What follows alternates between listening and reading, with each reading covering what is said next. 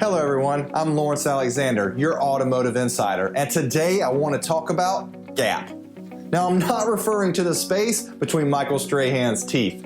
GAP, or Guaranteed Asset Protection, is an insurance policy that covers the difference, or the gap, between what you owe back to a lender and what your insurance company will settle for in the event your vehicle is declared a total loss.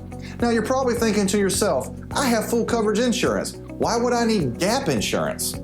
Most consumers are unaware that your insurance company is not required to pay off the balance you owe to a lender. They are merely required to pay the lowest actual cash value that they can find based upon a number of different variables and book values for the vehicle.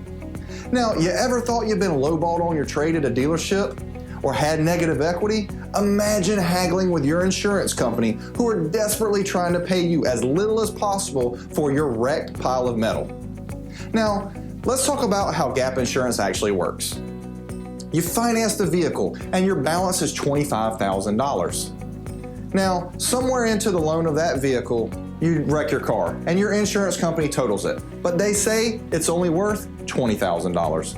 But wait a second, you still owe $23,000 to the lender. That's a gap of $3,000. Plus any deductibles you owe back to your insurance company. Without GAP insurance, that's your responsibility. With GAP insurance, you walk away clean and free. Now, not every individual needs GAP insurance for every vehicle that they finance. However, there are a few situations or scenarios that can increase the need for GAP insurance. And let's take a look at some of those examples. The first situation that can affect the need for GAP is negative equity.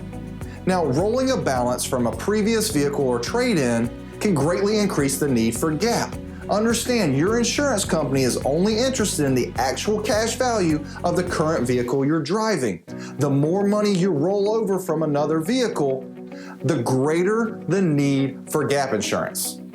The second situation that can affect the need for GAP is your APR. Now, while lower APRs offer a decreased need for GAP, understand that higher APRs offer a significantly increased need for GAP insurance. The reason being that with high APRs, more and more money each month is going towards the finance charges, meaning less and less money each month is going towards the principal balance. If you total the vehicle, chances are you're gonna owe more money on it than it's worth. Another situation that can affect the need for GAP insurance is money down. Now, if you're putting $10,000 down on a $20,000 vehicle, chances are you don't need GAP insurance. However, if you're placing $0 down or very little money down, say just enough to cover your taxes or your fees, then you're at an increased need for GAP because you are financing the full value of the vehicle, a vehicle that's going to depreciate the minute you drive it off the lot. Meaning if you total that vehicle, chances are you're going to owe more money on it than it's worth.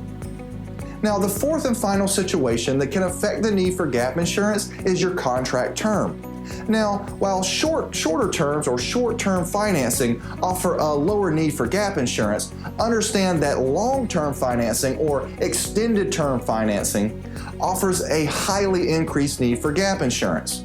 Now, while longer terms offer lower monthly payments, that just means that less and less money each month is going to decrease the principal balance of the vehicle. Meaning if you total it, chances are you're gonna owe more money than the vehicle is worth. I'm Lawrence Alexander, your automotive insider. Hopefully the situations we've went over today provide you enough information to make an educated decision about your need for GAP insurance on your next vehicle purchase.